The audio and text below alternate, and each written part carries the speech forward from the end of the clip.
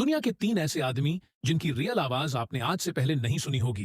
Number 1 पर आते हैं अपने बापू यानी कि महात्मा गांधी। उनकी फोटो नोट पर भी आती है।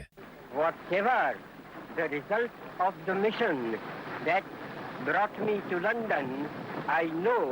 नंबर 2 पर आते हैं Charlie Chaplin. I should like to help everyone if possible. Jew, Gentile.